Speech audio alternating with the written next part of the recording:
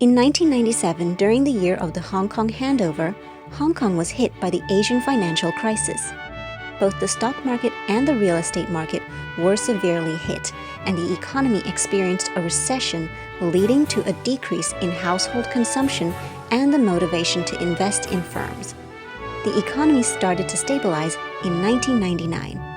With the rise of the IT and the financial industries, the Hong Kong economy began to develop rapidly, with increases in employment and income. Everyone was optimistic about the economy. However, in the year 2000, Hong Kong's export and tourist industries fell, and with the SARS epidemic in 2003, the economy worsened once more. Within the span of 1 year, and following the implementation of the free travel policy, Hong Kong's economy also bounced back from the bottom.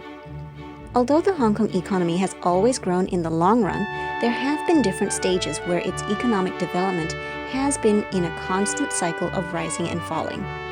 Economists call this phenomenon the business cycle.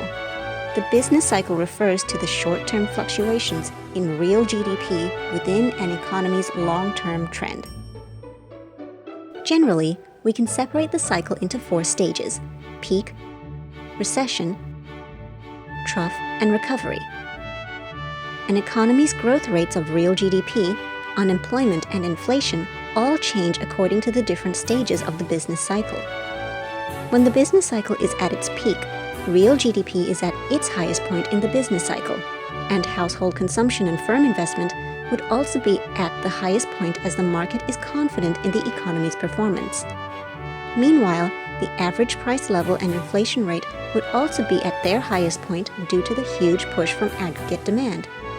At the same time, as the economy is in a very good state, most people are able to find a job, so the economy's unemployment rate is going to be at its lowest point, up to where nearly everyone is employed. After the peak stage, the economy will experience a recession, or named contraction, where the real GDP begins to fall. When the economy contracts, the market's willingness to consume decreases, and the goods and services that are produced by firms become unsaleable, so the average price level and inflation rate starts to fall.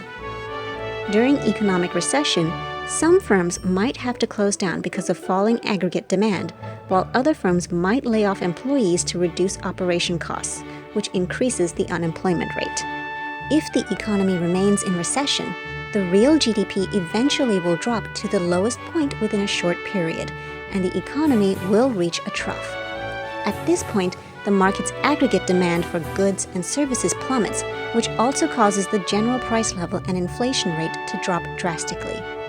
Other than that, the increased closing of businesses and layoffs will pull the unemployment rate to its highest point.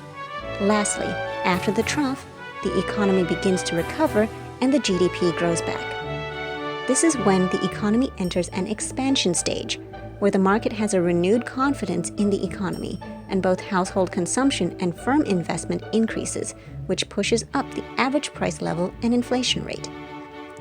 At the same time, the aggregate demand increases, which creates more job vacancies and decreases the unemployment rate. Every ending of a business cycle is also the beginning of the next business cycle. An economy's performance will always follow this pattern of peak, recession, trough, and recovery.